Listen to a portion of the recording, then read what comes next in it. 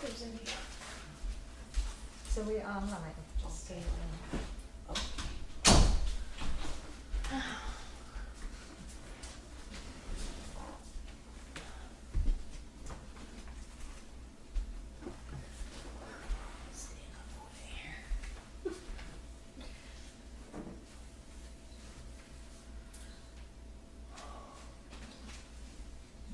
And my husband's gone for work for 2 weeks, and I have 5 dogs instead of 4. Dog sitting, a friend's dog. So it's like I have to go home back and forth to walk them, and it's 10 miles each way, so. Yeah. Anyway, so sometimes I get back and sometimes I don't. When he's here, it gets me so much more. That's the way it goes.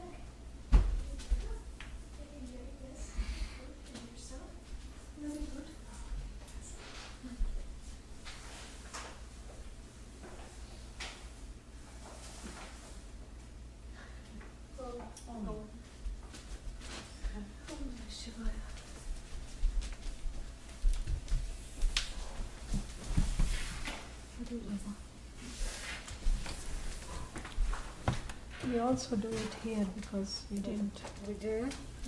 We didn't say otherwise. Oh. I was trying to break the habit, so. Well, you may well be successful, and if you are, wonderful. I have to sneak out a teeny bit early for No problem. acupuncture. Yeah, yeah. Yeah. For giving one or getting one? Getting. Oh, okay. Yeah. That's nice. And having some vertigo, like doing pranams. Oh. Vertigo. It's Huh. from painting the outside of my house. I got Oh. too sore. Maybe you have some neck. Yeah. I Yeah. have some neck pinching my brain stem. Yes. Yep. Chiropractor. Yeah, I need to do that too. Yeah. Yeah, I have a team. Yes. My body. As one ages, everyone from neurologist to podiatrist is at your service. Yeah. That's what happens. They're all waiting. Come to me. Each one says. Don't they? Oh yeah, Yeah. they're just happy. Here they come.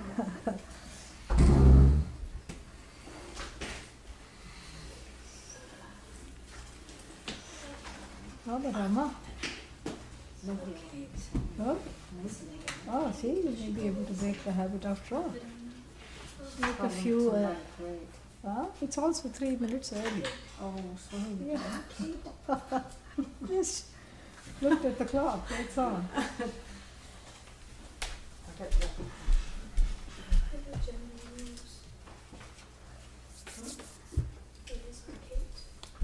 Kate's got. Oh, Just when we are discussing Om, she went to Om, aha. Om Aha. It's a wonderful way to pronounce the name of That's this. how she laughs whenever I say that. Om Aha. I think Swamini she had adjusted now. Oh, okay. Will she be gone for some time? Well, we'll know when she comes back. Oh, okay. Om Sahana Bhavatu Sahana Bhunaktu Saha Viryam Karapavahai Tejasvinavadhitamastu ma Vidvishavahai. Om Shanti Shanti Shanti. Okay.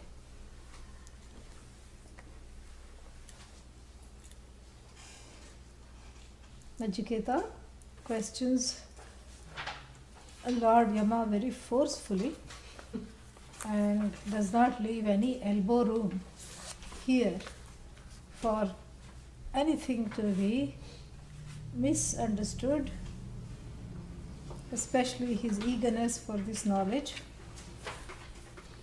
And so Yama has no option except to get into the teaching. And so he focuses on the teaching, on introducing the teaching, and introducing this part. Adi Shankara says one sentence. What does he say? Ityevam Prishtavate Mrityuhu Uvacha Prishtam Vastu Visheshanantaram cha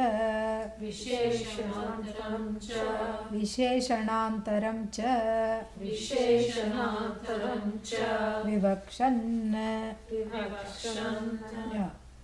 So, iti evam means thus, in this manner, having been told that which is beyond dharma and adharma, let us not forget the question, that which is beyond punya papa, that which is beyond time, and that which is beyond, all the present, that was time. So everything, that which is beyond cause and effect, all these groups of dyads which keeps us divided and which keeps us, treading waters in this duality called samsara. I want that which transcends everything. This is what I want to know. And so he says, iti evam, in this manner, prishtavate. What kind of a word is that? Yeah. Huh? Prishtavate. Prishtavan, Prishtavantau, Prishtavantaha, Prishtavantam, Prishtavantau, Prishtavataha, Prishtavata, Prishtavadbhyam, Prishtavadbhihi, Prishtavate. Which case? Singular, plural, dual? Singular. Why? Because I stopped right there. Fourth case. So unto something, Prishtavan means the one who has the question, to the questioner, to the one who has the question, meaning what? The questioner. Who is the questioner here? Nachiketa. Sure? Yes. Okay. Yes. So, good. So, unto Nachiketa, who is described here as Prishtavan, unto Nachiketa, the Prishtavan means the questioner.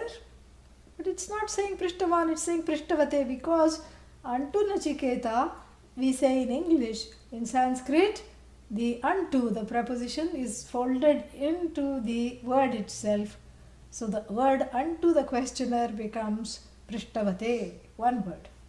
So Prishtavate, iti evam, Prishtavate, Mrityuhu. Now we know who is talking. Lord Yama, aka Death, says, Uvacha, not says, said, because this happened a long time ago. Uvacha. What did he uvacha? Prishtam vastu, naturally. Because if the vastu means the thing about which the question or the query was made, naturally. Supposing you say, how should I go? How should I go downtown? You ask. And somebody says, the friendly street market, let me tell you how wonderful it is. It has all kinds of wonderful things. And you must go there and buy this. That's not correct, right? Yeah. So if somebody asks you the way to go downtown, you tell them the way to go downtown. So similarly, even though a lot of people might do this, like if you ask them something, they may go all around. Especially in India, never ask for directions. Yeah, if you ask for directions, that means that you have a lot of time on your hands. You can spend the whole day doing what? Yeah, going in circles. So, but the people can do that. But Lord Yama, being true to himself, what will he say? He will talk only that which he is asked of. So what was he asked?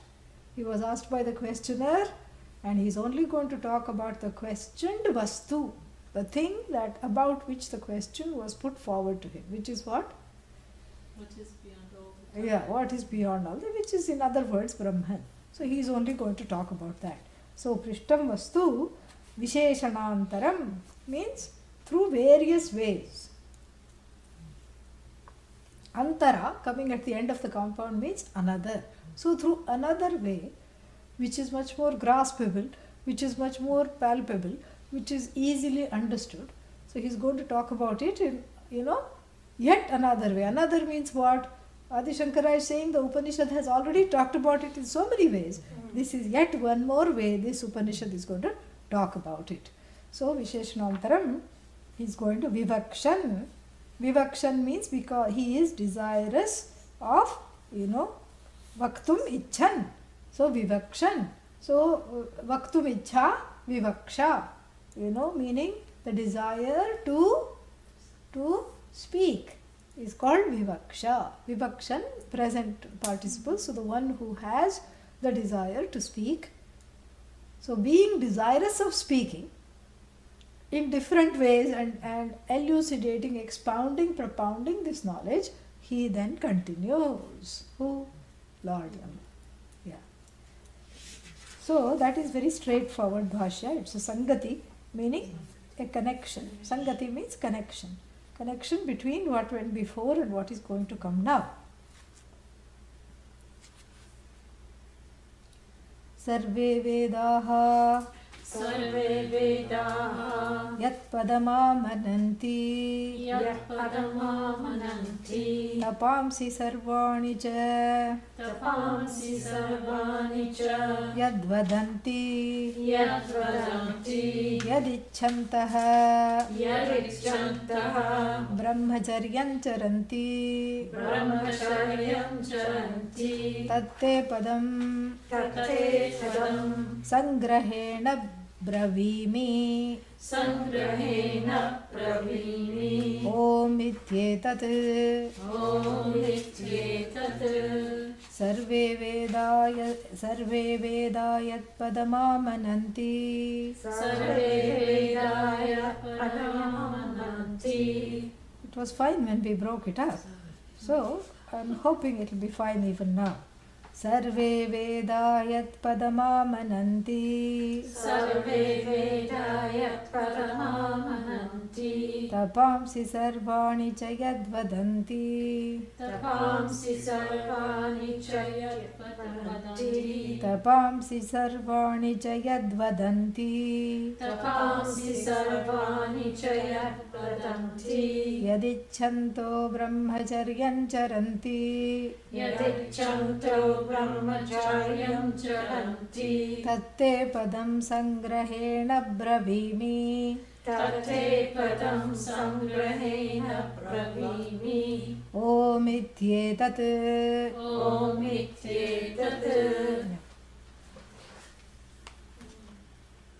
meaning, Sarve Vedaha, all the Vedas, Yat Padam. Padam here means that which is to be gained. Padyate iti Padam, that which is to be gained. Sarve Vedaha, all the Vedas, Yat Padam Amananti. Very interesting verb. What is the root verb? Mna. Mna. Yes. And then by one sutra, very long one, pa, gra, dma, mna, all these things, it becomes man, thankfully, because mna is hard enough to pronounce. And imagine after it takes on the various pratyayas, what it will be like. So, asamantat mananti, amananti. In fact, nobody says mananti. It's always, this particular verb is always used with a. And the Veda is called, amnaya. Again from mna. Amnaya means Veda. And generally it's only used in connection with the Vedas. It really means propound, shout out with certainty, expound, amananti. So all the Vedas proclaim. This is another way to understand this verb. All the Vedas proclaim. What do they proclaim? That which, we are not yet to see that. He is just building it up. Yat Padam, that goal which all the Vedas proclaim. We are just seeing the meaning of the words. Then the second line, Tapamsi Sarvani cha Yad Vadanti. Tapamsi Sarvani cha Yad Vadanti. Tapas, Tapasi, Tapamsi. Okay? Yeah. What is tapas? Small Spanish snacks. Yes. Yeah. What is this in Sanskrit?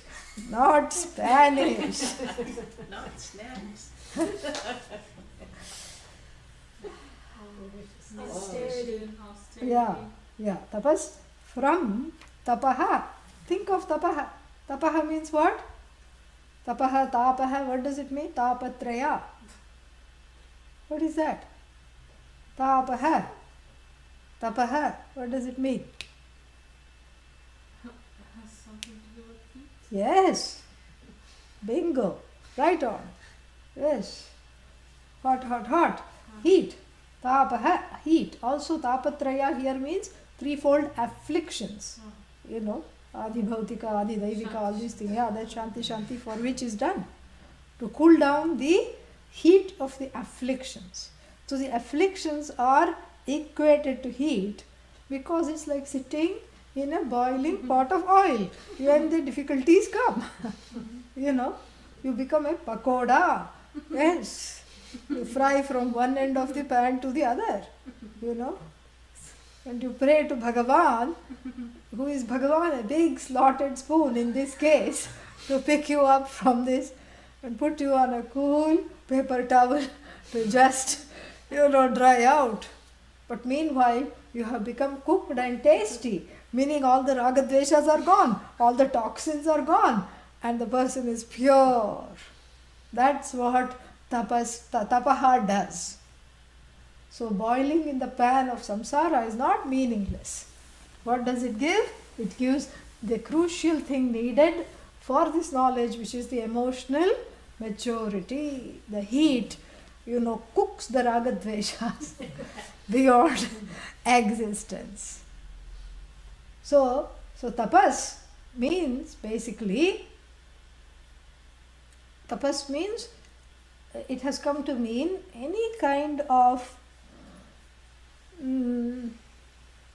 difficulties that I put myself through, that one puts themselves through. For what? Not just for having fun. It's not like there's this whole, there is this whole piercing culture.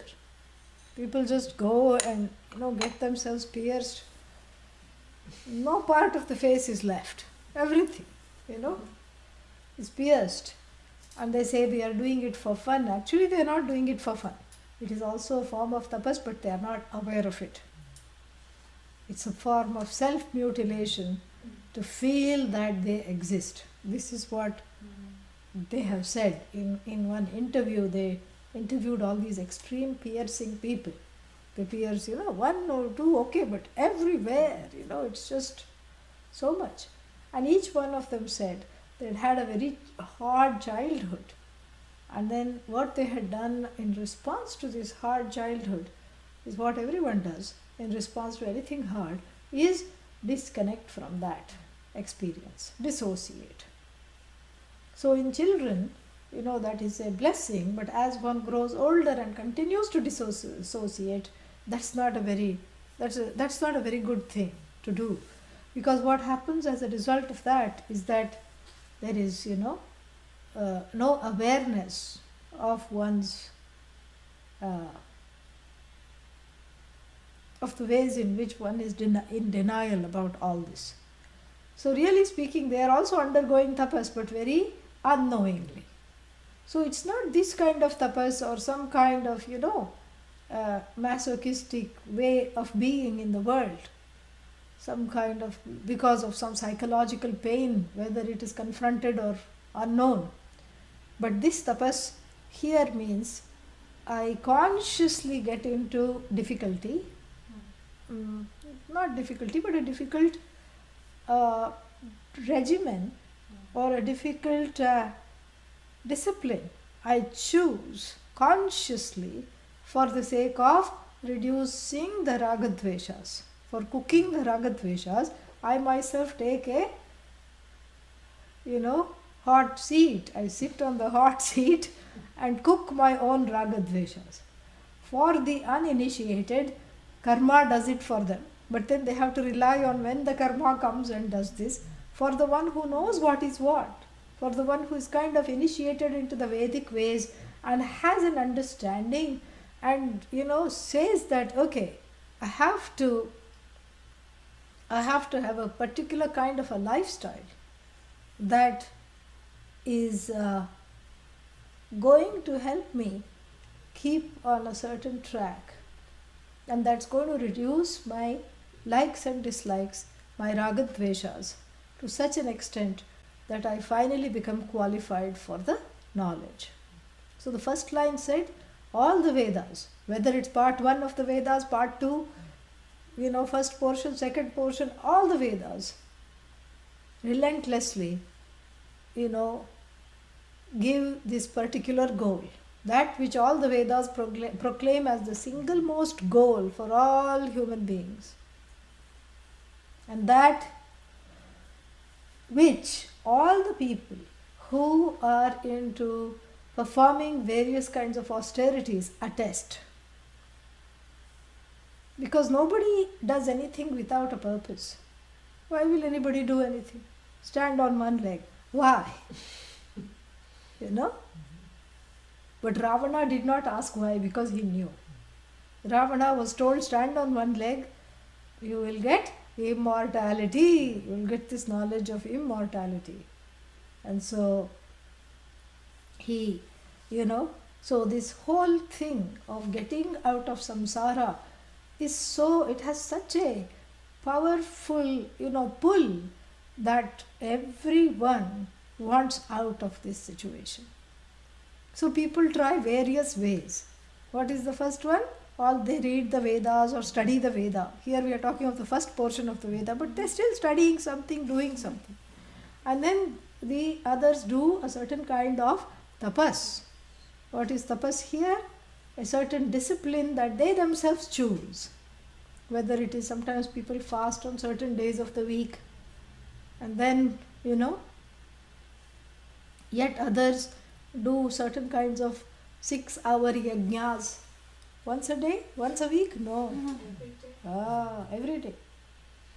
6 hours gone. After that what? Clean up.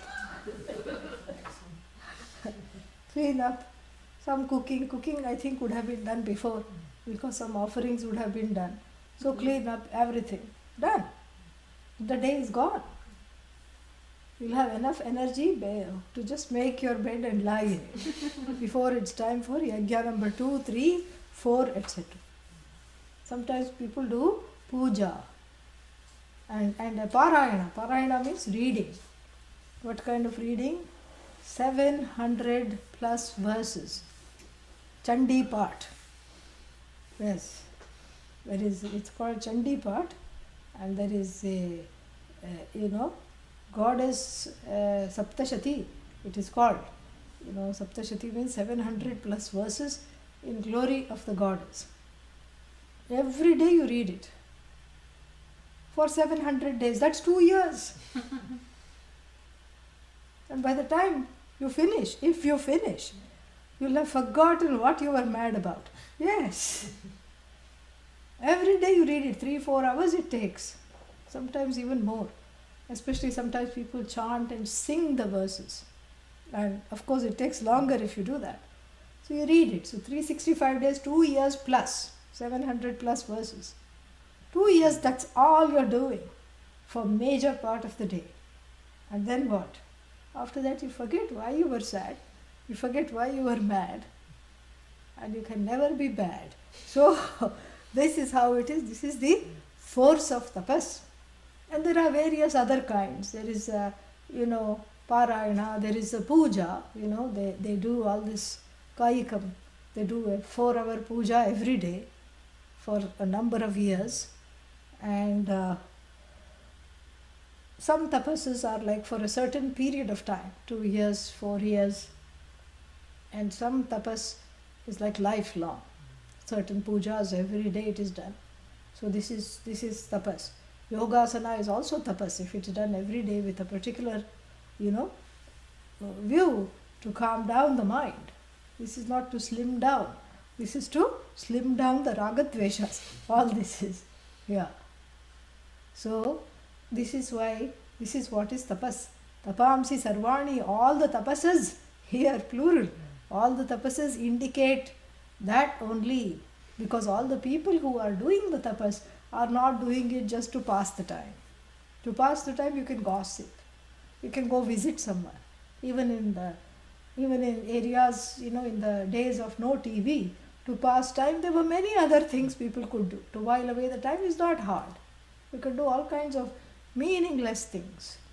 But here the tapas is a way to, is a preliminary, exercise to clear the mind to gain Brahman. This is what the tapas is. So tapamsi sarvani cha yad vadanti, cha goes before. So and that which all the tapasas indicate, proclaim, talk about. Because if you read the Phalashruti, what is Phalashruti? The fruit of the teaching. Huh? You gain at the end of the teaching. So what do you gain by doing this? So if you look at the Phalashruti of this particular Saptashati, Satyanarayana Puja, so many things are there. And this puja, that puja, it says it gives a strong, unswerving mind. It says that.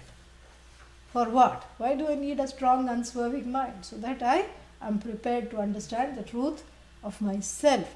So therefore, tapamsi sarvani cha yad vadanti.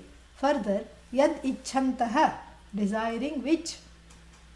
Desiring, icchantaha, plural, desiring which all the people brahmacharyan charanti. Charanti means practice. What? A lifestyle of brahmacharya. Brahmacharya means, staying in with the guru, staying in an ashram and gurukula vasa. And what else? That's not easy. It's not the easy thing. And also other kinds of austerities that one might have, so many things that are there, speaking the truth and having a simple lifestyle, focusing on the knowledge, all these things come under the practice of brahmacharya. So the word brahmachari, brahmacharin, is a particular word that is formed with, with the suffix called nini. Not so much ini, nini, a certain form of ini with a twist. And what is the twist? It has the capacity there, hidden in it. Brahmani charitum sheelam asya asti iti brahmacharin. So that is sheelam. Sheelam means the one who has the capacity to undergo this lifestyle. So the tapas could be for a short time, but brahmacharya is lifelong, lifelong or until the goal is gained. So that is what is brahmacharya, meaning brahmani charitum, the one who has the capacity to focus only on Brahman, not on other things in life. The one who cuts out all other things in life and chooses to only dwell upon Brahman, that is called a brahmachari. That is what is brahmacharya. So the other things are put aside. So in other words, the person is practicing to pare down the excessive engagements. I was going to say entanglements, but I decided to be neutral. So the excessive engagements in life, so that one can, focus on reducing the raga dveshas and karma yoga, for both for the same, reason. And brahmacharya primarily means staying with the teachings, staying with the teacher. And like I said, that's not easy, because there is a way in which one has to, it's about a certain resonance. You resonate with the mind of the teacher. That is what it gives. It gives a certain resonance. The more time you spend with the teacher, there is a certain resonance, because if the mind is going in scattered, distracted ways, then it just comes into a certain calibration. And sometimes it puts up a fight. It doesn't want to come into calibration. Yeah. And so, all that, being aware of all that all is practice of brahmacharya. So, yad icchantaha, desiring which, desiring which I have seen all the people wanting to do tapas, wanting to have a lifestyle of brahmacharya, tat te padam, that very goal of the Vedas, of all the tapas, of all the brahmacharis, I will reveal to you. Bravimi. Bravimi means what? Second conjugation, bru, uttama purusha, first person. I tell. Bru, to speak. Bravimi. Tatte padam bravimi. I will tell you that goal. How? Sangrahena bravimi. In short, I will tell that goal. In brief. Everybody says that. Very briefly, I will do this. Then I will get out of the way. You've heard every politician.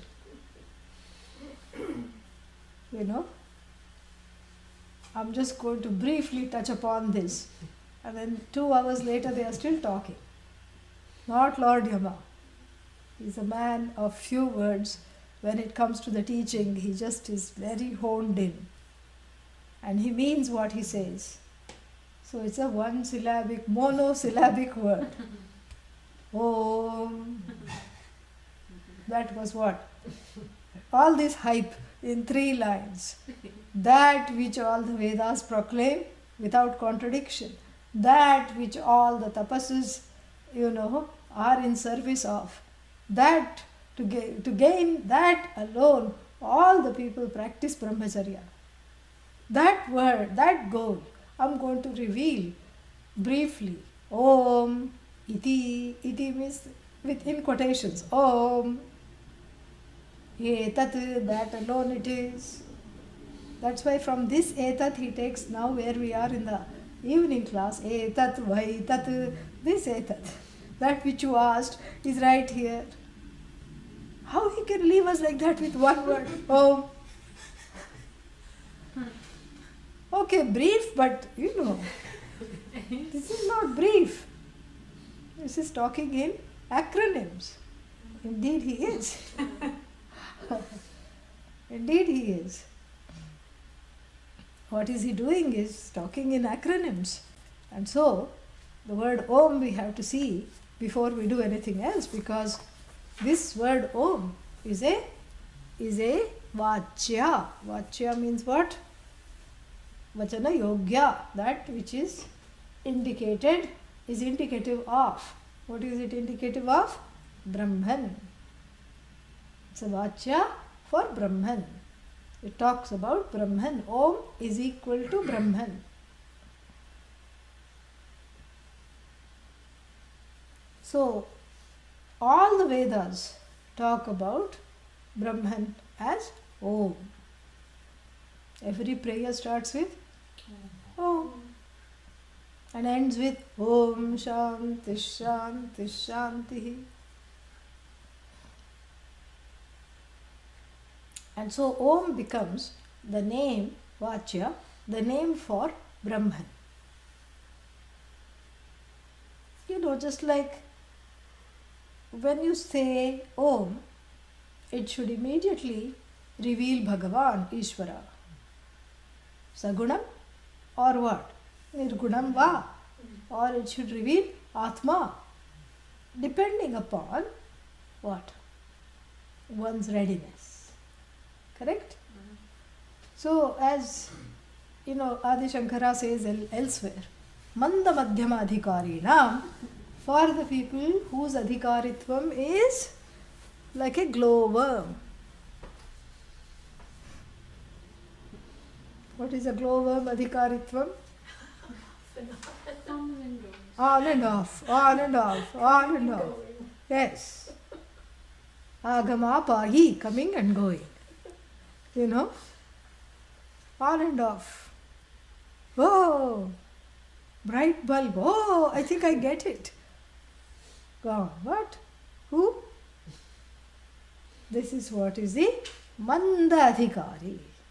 Madhyama Adhikari is talked about like not a glowworm, slightly better than that, like a flame in the wind. What happens to the flame in the wind? Flicker, flicker, flicker, flicker, flicker. And then let's not think of the inevitable. What happens? Finished. But the idea in the Madhyama Adhikari is not the finishing off, but the rapid and the changeability and the flickering, meaning full of doubt, shaky. Yeah. And the glowworm is off today, on just now. Again off. Inconsistent. Here it is kind of consistent, but the consistency is not, what's its name? Steady. Unsteady in the consistency. Consistency means the commitment is there, but is not a steady commitment. Glowworm is here today, gone today. And that is the one. And then finally, Uttama Adhikari is the best kind of qualified person for this knowledge. Who is that? Don't go to Nachiketa in this flame example. Sun. Unswerving flame. Yeah. Nivata Deepavat. Nivata means without any wind or any disturbance. It's not set on some kind of a surface of a drum or some kind of vibrating instrument. It's not kept on a precarious place, where it's going to fall. The lamp is also not kept exposed to the wind. It is windless, steady, burning flame. And that burning is the desire for this knowledge. So for the first two, the glowworm and the what? The unsteady lamp. Yeah. The lamp exposed to the air. Air is distraction of the samsara. This is what it is. So in the case of first two, we have to take the Omkara, you have to teach the Omkara as something that reveals Bhagavan. Because why? They are not yet ready for the understanding it as directly that which reveals the Atma. And this is what the, not this verse but the next verse, I'm also preparing for the next mantra. The next verse which says, Etad alambanam shreshtham, etad alambanam param, etad alambanam hi jnatva brahmaloke mahiyate. This is what is the next verse. I'm preparing for that as well. Because the first line talks about the Manda and Madhyama Adhikari, and the second line talks about the Uttama Adhikari. So in other words, Omkara indicates Brahman by revealing the name of Bhagavan, or if the person is ready for it, by revealing the truth of oneself and Bhagavan, which is that Atma. Sarvatma, that Atma alone, it reveals. So Omkara, Om is a word, it is a word which the Upanishads have deliberately loaded a meaning that includes everything, And so Om as Vachya means what? Like supposing if we say, so and so Modi is the Prime Minister of India. So if I say Modi, I'm not talking really, I may be talking of the man, but generally I'm talking of what? His status, correct? So, if I say Modi, I'm revealing the status. I'm not interested in, roadside Modi. And there is one Modi threads, people who make these threads for sewing. I'm not interested in that Modi. I'm not interested in some other Modi. I'm not interested in someone who is moody. I'm interested. Modi means who? The office, the one who is occupying the office of what? The Prime Minister. This is what it is revealing, correct? So when I say Modi, everybody understands what? Oh, the Prime Minister. Nobody else is, understanding, someone else. Now, nobody thinks Chai Wala, even though this Modi was Chai Wala before. Correct? Yeah. Nobody thinks of anything else. He was so many other things before. He was a social worker. Before that, he was a Chai Wala. Then he was a dropout from school. Then he went back to school and finished his education. So all these things we are not thinking of. We are going directly to the present day, which means what? We are not interested in Modi the man, but we are interested in him only as he occupies the office of the Prime Minister. So too, when you say Omkara reveals Bhagavan, so Om means what? We are not interested in anything except Bhagavan. It reveals Bhagavan. So when I say Modi is equal to Prime Minister, similarly Om is equal to Ishvara, Bhagavan. So it reveals the status of Bhagavan. Maya, Sahita, what? Maya Upadhi, Sahita, Mayavi, the one who wields power over Maya. This is the Bhagavan that it reveals. Then it also, because it is a Vachya means because the Vachyartha, the direct meaning of Om is Bhagavan, then what? Then it can, because the direct meaning of Om is equal to Bhagavan, Om can be used as a way to get to Bhagavan. Yes or no? Yes. Yeah. Because Modi is equal to Prime Minister, I can call Modi Modi and he will come, correct? So that is the way. So therefore, similarly, so it becomes both that which is indicated and also the means to get that. Pratika. Pratika here means a sound symbol. Pratika doesn't mean a means to get that. I'm getting to that. Pratika means the sound symbol. Why am I bringing the sound symbol? It's not a written symbol. It's not a written indication. It is Uchcharyam. It is to be enunciated, articulated. If you write Om, nothing happens. Yeah. Even though we have a big one there. Somebody gave me that. Veena. Veena? Yeah, okay. So somebody, I was trying to think. So that is why we put it up.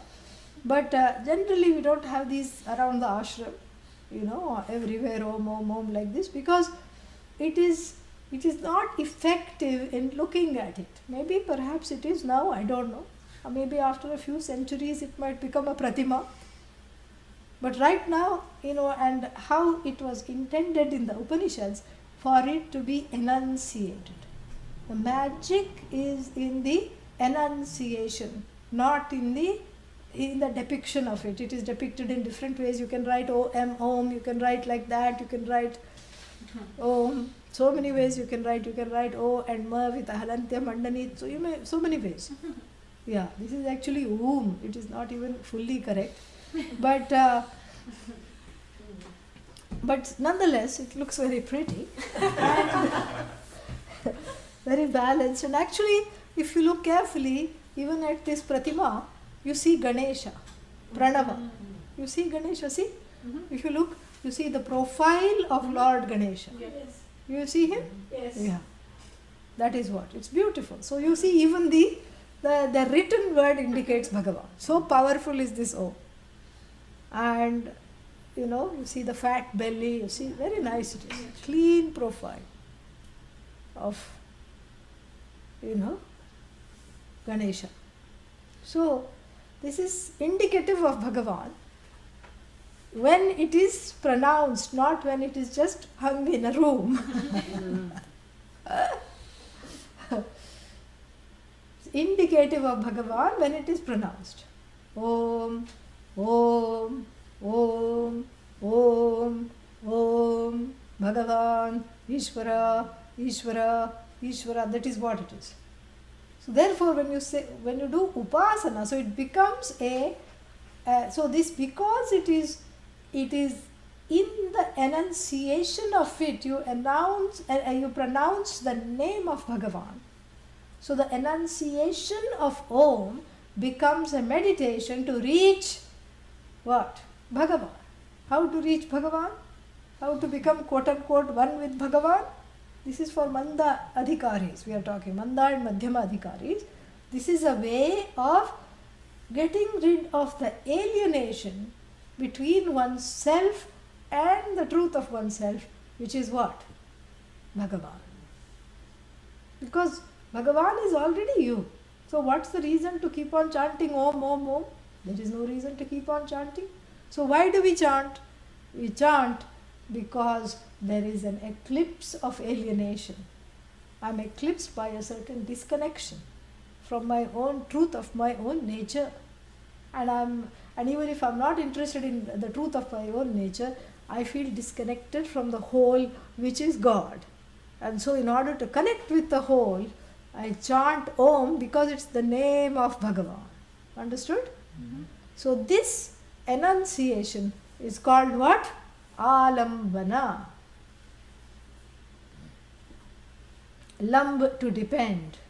Alam, to depend completely on Om to reach Bhagavan. Reach again within heavy quotes.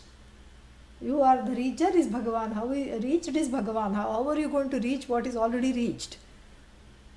No, this is just eliminating any kind of a perceived distance, alienation, disconnection between myself and the whole. Chanting the Om bridges that gap. This is what the promise is of all the Vedas. So we have seen Omkara as Vachya, correct? Yeah. Omkara as Pratika, meaning it's a sound simple. Omkara as Alambana. Alambana means what? As a ashraya, as a refuge to become one with that which I really seek and which I don't know. I'm already that which I seek. So to gain a certain calmness and a sense of connection with the totality, again I resort to Om as upasana, meditation.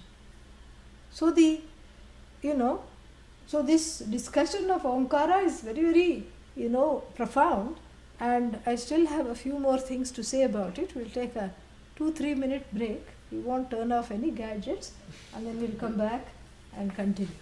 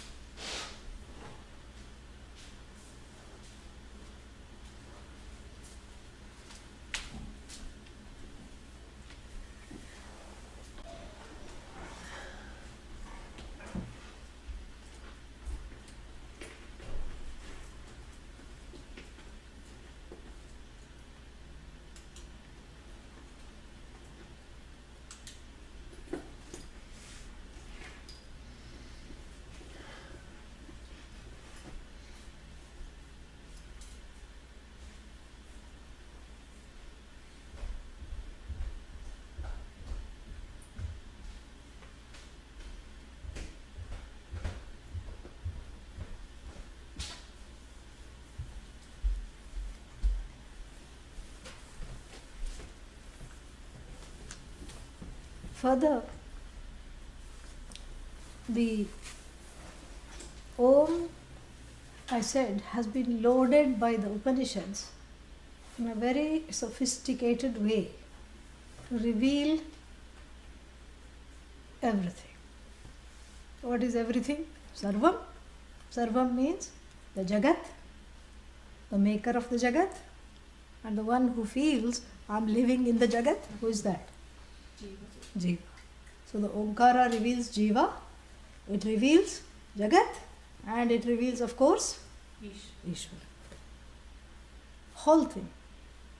And therefore, when we unpack Om, it can be done in different ways.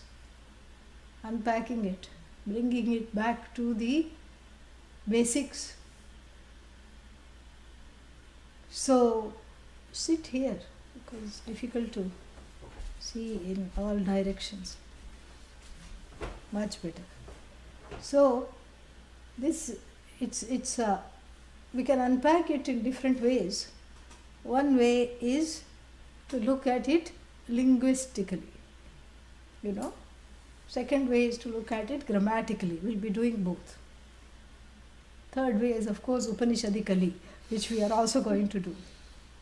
So linguistically, what do you get? If you just, this is, exactly meant for the human voice acoustics. If you just open your mouth and make a sound, what is that? Ah. Anywhere, you go to Alaska, ask them to do this, ah. Go to China, half the things they say you will not be able to understand or pronounce. Mandarin, Cantonese, nothing. But you ask them, open your mouth, make a sound, ah, that's all. Universe. So it's the first sound, correct? What's the last sound? Close your mouth and make a sound. That's the again universal. Again universal, correct?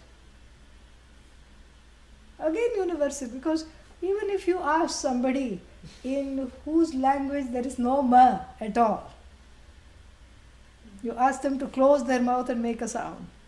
The only thing is will come, nothing else will come. What is in between? Ooh. It rounds up everything between a, the first sound, and the last sound.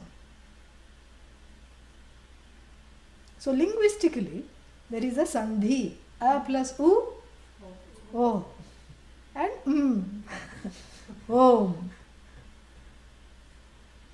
And once the sandhi has taken place, there is a rule that you will never split that which has been conjugated, sandhified. So therefore it is wrong to say aum. Even though some ashrams do that. Aum, aum.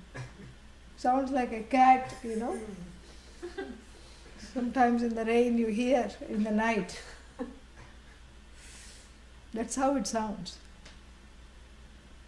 Whenever I hear that cat sound, aum, aum, I say better life next time. You can say it properly. So, this is what this is what the whole thing is. You should never say aum. And neither should you elongate any syllable here.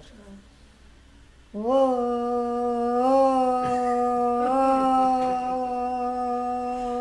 no.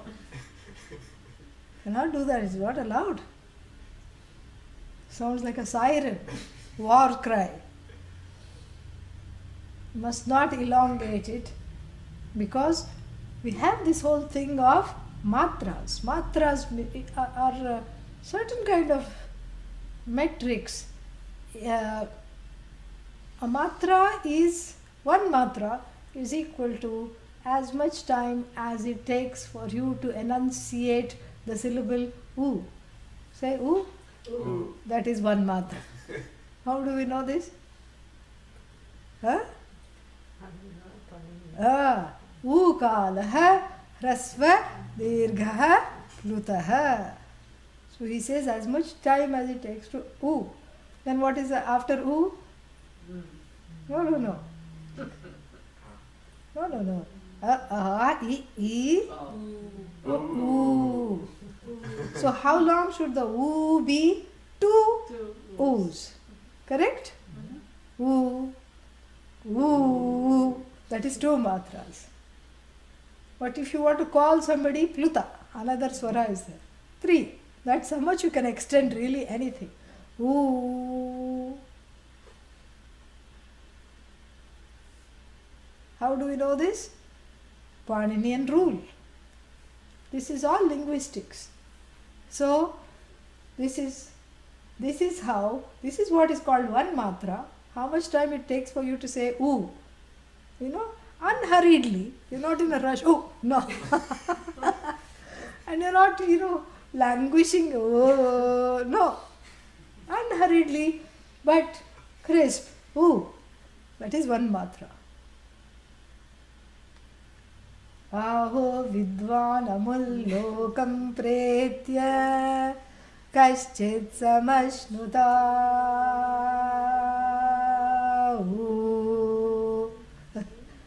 Yeah. Kaschit samashnuta.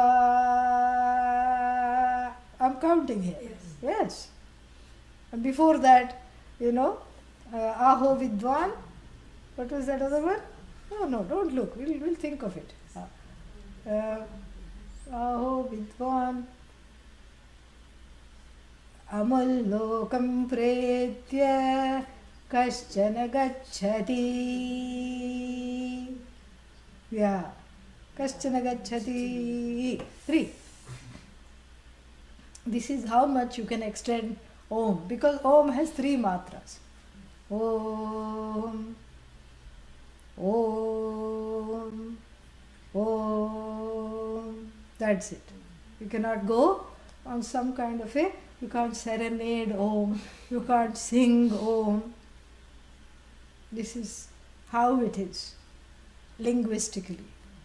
So, it takes up the first human sound and the final human sound upon opening and closing the mouth respectively, and a something standing to represent all possible sounds, rounding up everything. Ooh, this is the linguistic way to look at the word Om. Then we have the grammatical way to look at the Om. It comes from the root verb ava.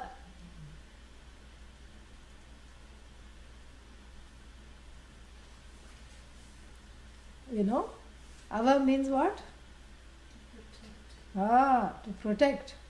How do we know? Ganapati Upanishad. We have studied. Avatvam mam, avavaktaram. Yeah. So, ava, to protect. Ava plus we have a suffix called manin. Manin becomes man. Ava plus man, avaman. How come it is Om, avaman? The na goes away because of a operation called ati lopa, achontyat ti, and never mind all that right now. So at the end of various grammatical operations, first you have avaman, avam, and then it becomes Om. So Om means the source of protection, the ultimate source of protection. Which is what?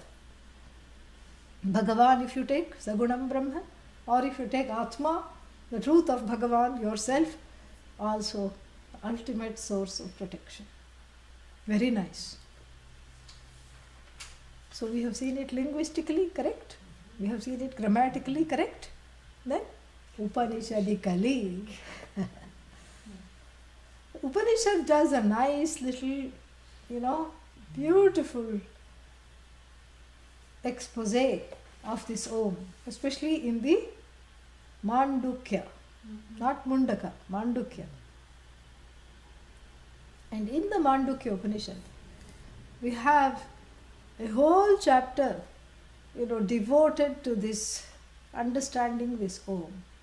It splits it up again, not because it is splitting up the Sandhi, but to load the various things to increase our understanding of what all this Om means. So, the syllable A is loaded with the entire Jagat. What is the Jagat?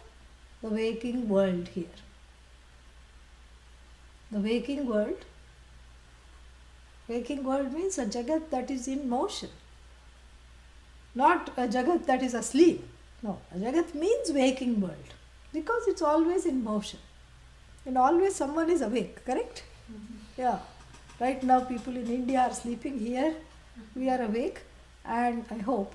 And then, somewhere else people are sleeping, somewhere else people are awake. Like this, it keeps going.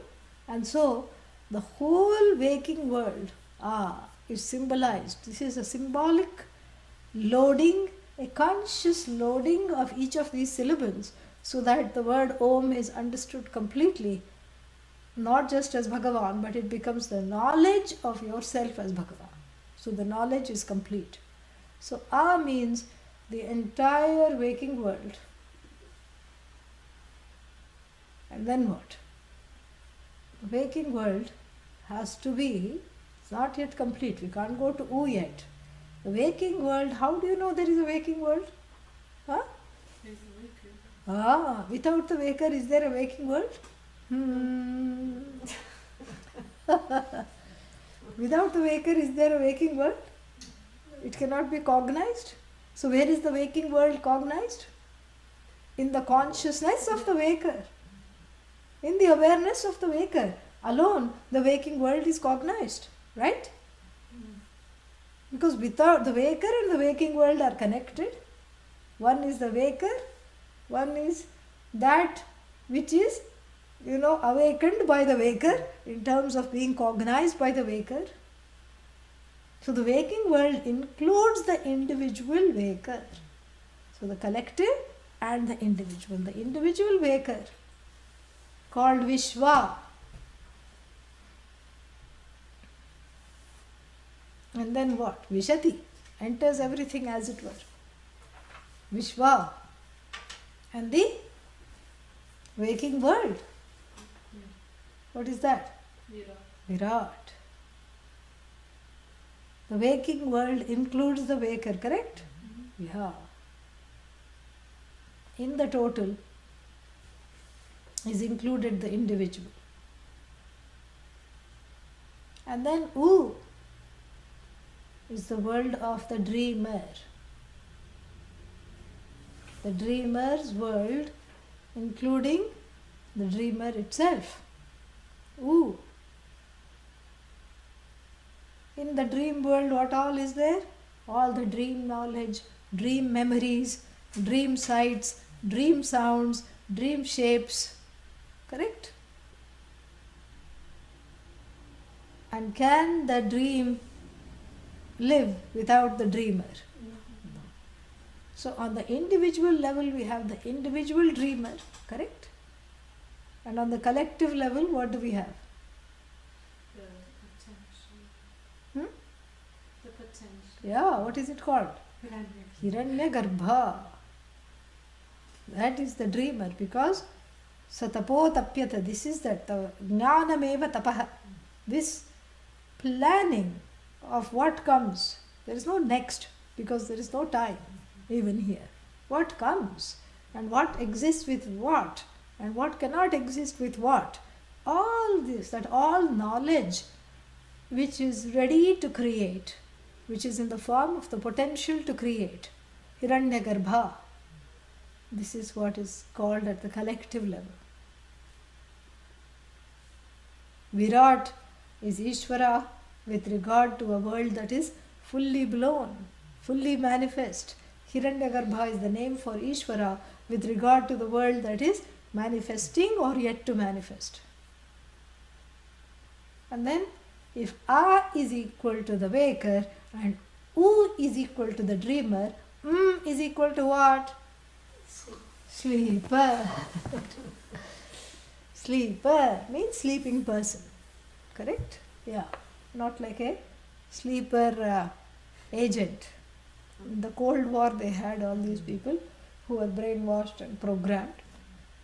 And all that was needed, this I think was an urban myth. All that was needed to activate them was some code phrase, which only they knew. It could be something very innocuous. Oh, look, there is the neighbor's dog. Isn't it cute? And immediately the person would say, want to kill, have to go, right now. Some urban myth. Yeah, because of that novel or something, it became a pervasive myth, urban myth. So, sleeper here, not to be confused with the sleeper agents, and here the agent who is sleeping, okay? Yeah.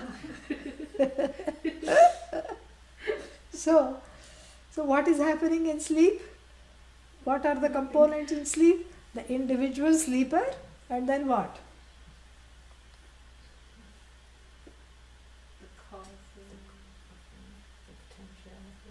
Potentiality discussed, Hiranyagarbha.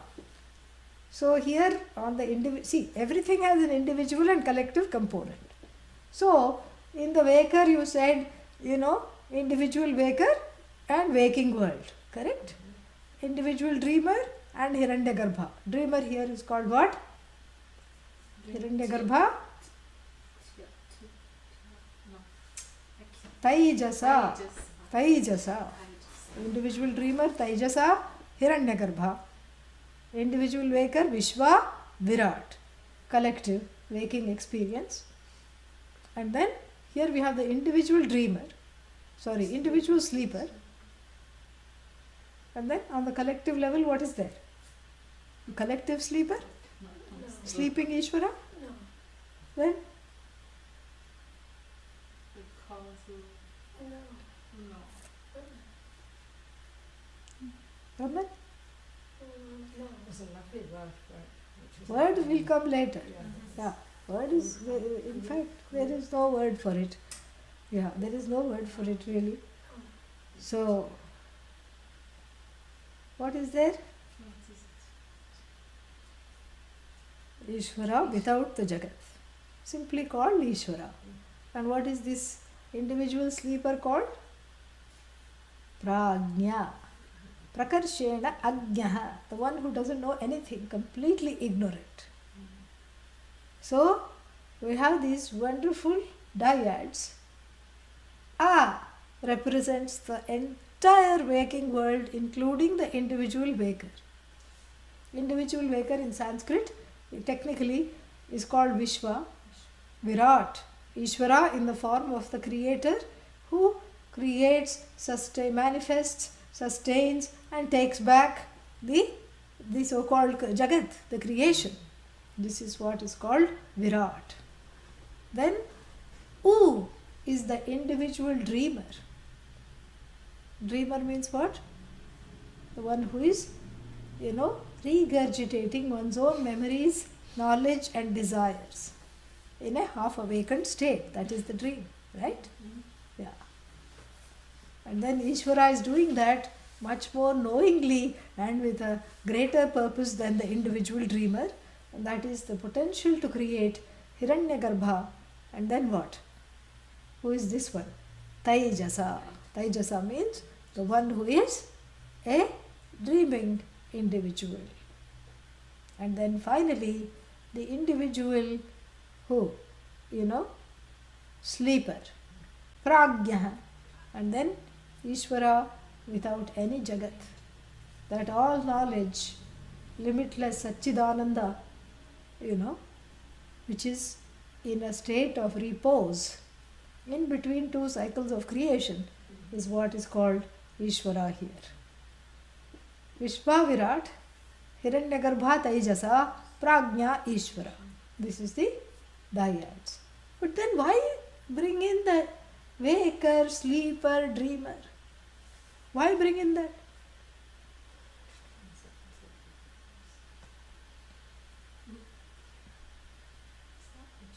Tatvamasi. That which upholds the world. That which upholds them all, yeah. Good. Tattvamasi. What about Tattvamasi? Because that there we see the ones. Yeah. We are kind of, skirting the issue Because they're all agents. because they're all agents Because coming we- closer. We're in these different states. We're still Ah, Okay. because it's all on I. Yeah. Yeah. That's really what it is, because it's all about the individual. Because we are talking of the sum total of the individual's experiences. And we have crafted the other collective components based on what you do. What is it that you do? You dream, you sleep, you wake up, No, but I also eat. Yeah, but after you eat, what do you do? Sleep. After you get up, what do you do? Eat. This is what it is. In between, what do you do? Dream. This is a universal individual experience. Nobody can say, I'm not a waker. I'm not a sleeper. I don't know what it is to sleep. Even the person with the most, insomnia knows what sleep is. Correct? Yeah. Knows the meaning of sleep. So therefore, you cannot say, I don't know sleep. You cannot say, I don't know dream. You may not remember, but you still dream. And you cannot say, I don't know what it is to be awake. So therefore, it is all based on the individual's experience. It is taking the whole gamut of an individual's experience and then what? Delocalizing it from the individual body, mind, sense complex, making it into a universally shared experience at a very basic level. I am a dreamer, you are a dreamer, this one, that one, everyone is a dreamer. That is the one basic level. Secondly, what is happening here is also happening at the level of the collective. So if there is a waker and the experiences of the waker are not outside of the waking world, there is such a thing called waking world with which the waker interacts. There is such a thing called the dreaming world with which the dreamer interacts. There is such a thing called the sleeping world where there is no interaction whatsoever. No action, no inter or action, nothing is there. There is nothing in the interim, correct? But yet there is consciousness, which is the common to all three. Who woke up? Me. Who went to sleep? Me. Are you sure that you're the same one who woke up? Yes, yes. Whose dream it is? No, it's not belonging to me. No one will say that. It's my dream. I am the waker. I am the sleeper. So the eagerness with which I own up all the states shows that I'm not any of them, really. Who is this I? The I is not the A. Oh. It's the U. No, it's not the U. Because you cannot say I'm the waker, because it cancels off the sleeper and dreamer. You can't say I'm U. U means what? Quickly. No. U means what? No. Dreamer. I cannot be dreamer. I'm not just a dreamer, because what about sleeper and waker? It cancels it all the other two off. Am I?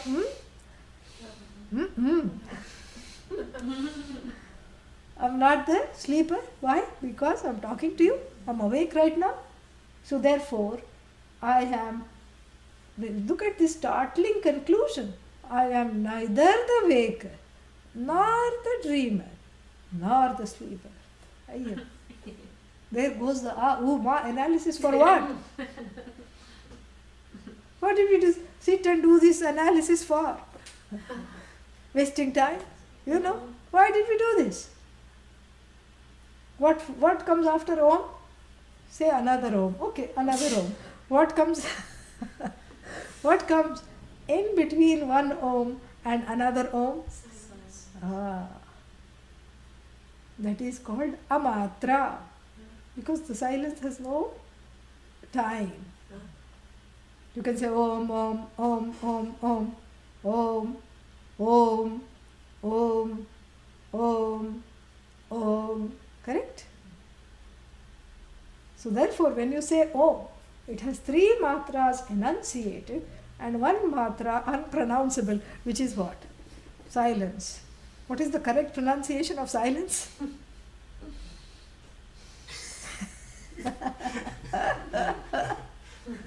Yeah, exciting stuff.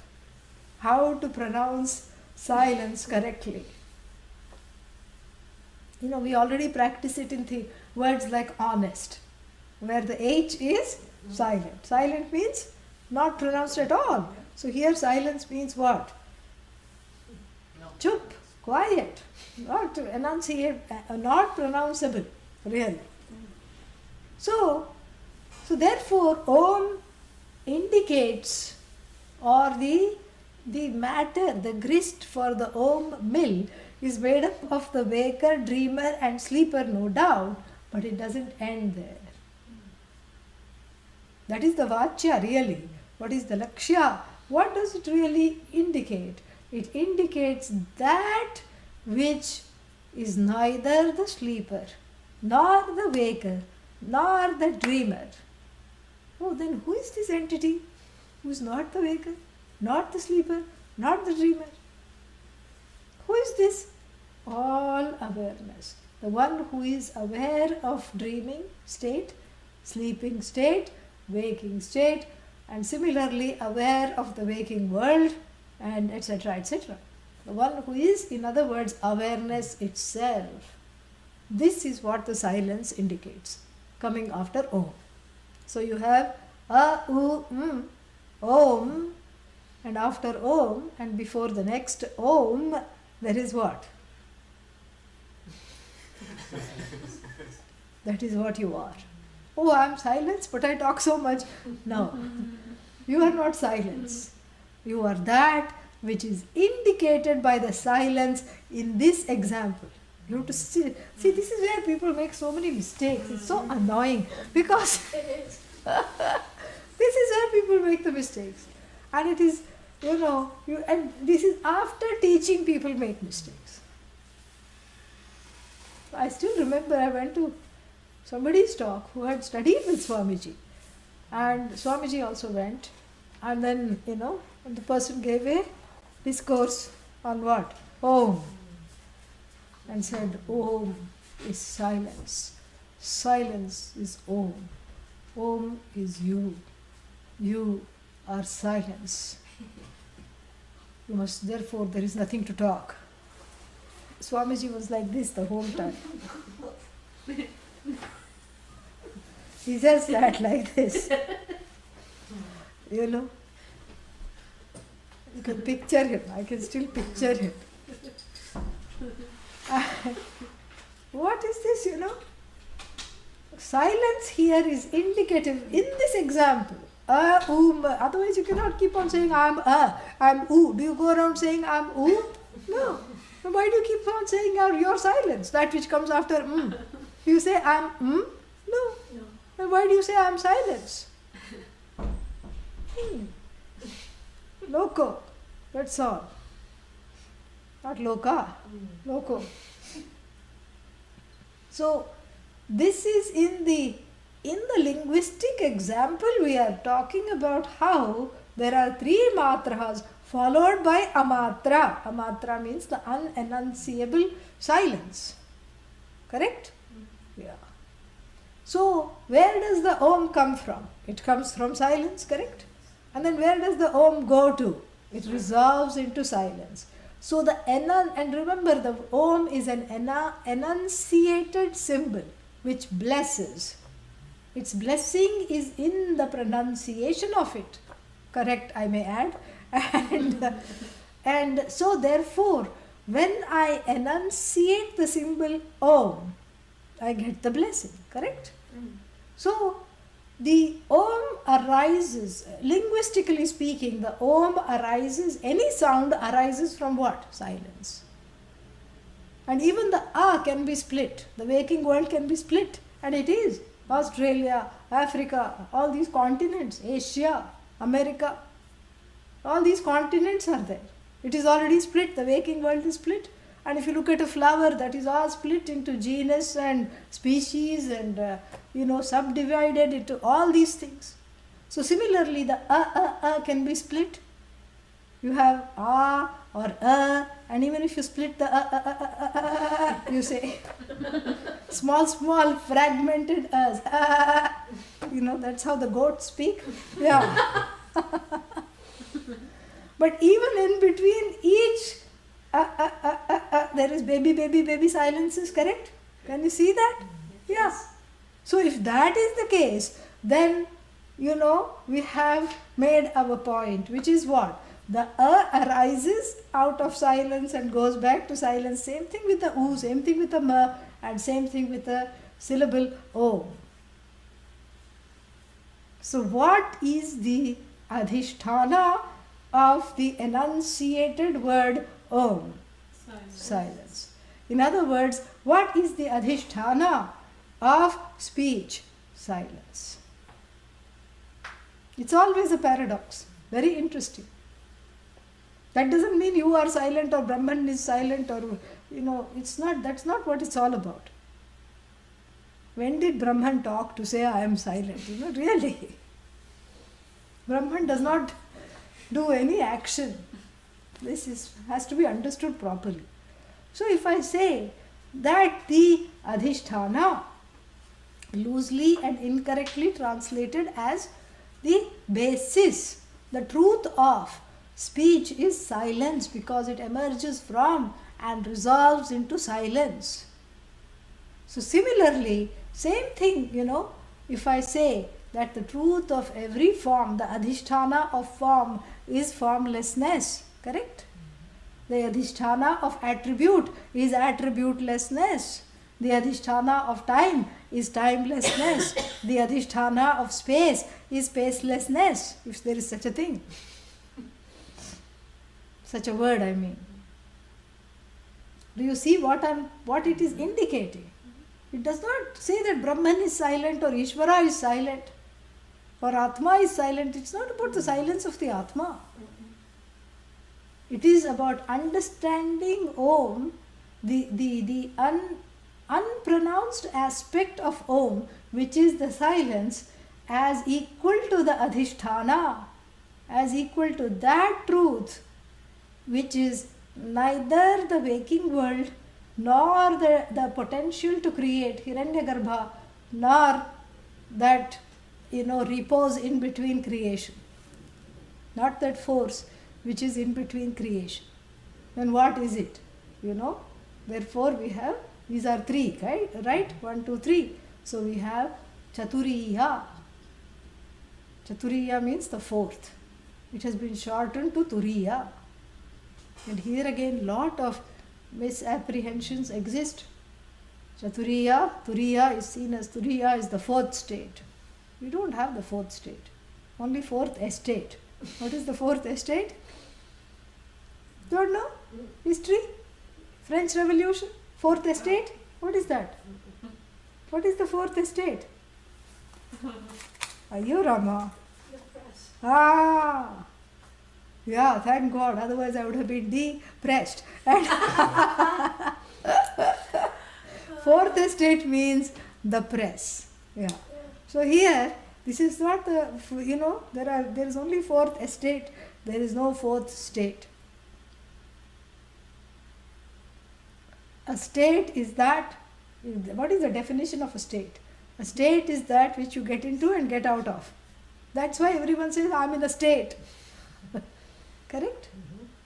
So we have three states that you get into and get out of. But what is your home state? Don't say California. Okay? That's not what I'm wanting to hear. What is your home state? Turiya. Free of the waking, free of the sleeping, free of the dreaming, free of all these things. Our problem is that we can easily falsify the the dreaming state and the sleeping state. When you wake up, you say, oh, okay, time to get going. That was just a recharge, unplug, recharge. I was just recharging my batteries. In fact, nobody says I was sleeping anymore. I was recharging my batteries. It's all in the digital world, it's all about that. So, and the computer also sleeps, but you recharge. This is what it is. And so, I was recharging my batteries, and now time to get going. What about the dream? That was false. Who really wins the lottery? It's only in the dream. Even in the dream, as soon as I was getting the check, I woke up. So even that prarabdha of dreaming that I won the lottery is not there for me. So therefore what? That was just a dream. You can falsify that. Supposing you dream, oh, the whole neighborhood is burning down. And then you just realize that you had increased the heat. That's all. So that was what prompted this dream. So then, when you wake up, you laugh at yourself, you turn the heat down, go back to sleep. Correct? Yeah. Nobody takes the dream seriously. Sleep also, we know we need it, but it is not taken as the goal of my life. What is the goal of my life? The waking state, where I am a karta, and also I am a what? Bhokta. In dream, I am only a bhokta. In sleep also, I am only a bhokta. Here is the only place, in the waking place, I am itching to be a karta. I am a karta. What to do now? What to do next? What happens next? What to do? What to do? What to do? The hands are just, something I have to quickly do. The legs are just running in place like on a treadmill because there is nowhere to go yet. So all this planning, everything, I take this to be my home. This is the cause of all sorrow. This is the cause of all distress. It's going to be told later. This is the problem. Whereas the waking state is also a timeshare that I have bought into. The sleeping state is also a timeshare. The dreaming state is of course a timeshare. I visit all these things, but where I live is what? Swaswarupe avasthanam, in my own avastha, in my own swarupa, in my own nature, I rest. This is what Mandukya Upanishad says. Of course, when we read the word Om, you have to go straight to Mandukya. That bhashya is unparalleled, really. It's wonderful. Really, really wonderful. So here it says that this is what the whole thing we have to understand, is that the waking state is eminently falsifiable and needs to be falsified for this knowledge to take place. The waking state cannot be taken too seriously. Otherwise the knowledge is out the door. What's the point, So the waking state has to be seen in the light of the same seriousness and the same weightage that you give the sleeping and the dreaming state. But how? Dream is only 3 seconds long and the waking is at least 16 hours I am awake. Doesn't matter. Time is a spoof. Yeah. This is what we have to understand. So therefore, in the Upanishad, everything that is in the Jagat, the observer of the Jagat, the Atma, and the status with which the Atma has gained the status of being the creator of the Jagat by having the Maya Upadhi, which is Ishvara. All that Jiva, Jagat, Ishvara is all discussed, and plus more. What is that? Amatra, that which can never be talked about. This is why another silence problem has come, the silence headache. It can never be talked about. It need not be talked about because it's you. It can never be told, it can never be articulated, but it need not be articulated as an object. This is what the whole idea is. Oh, I'll never know Atma because it's not an object. Idiot, it's the subject, it's you. Oh, but I'll never know me. Are you here? Amatra, silence. Yes, I'm here.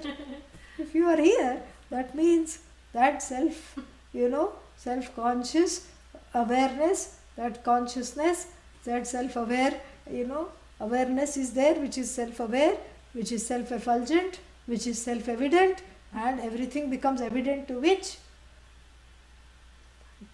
If there is everything, if there is anything at all to call everything. So, in my own glory, I rest. Sve mahimni tishtami. I rest in my own glory, and that glory is unseeable, unarticulable, and it has no words.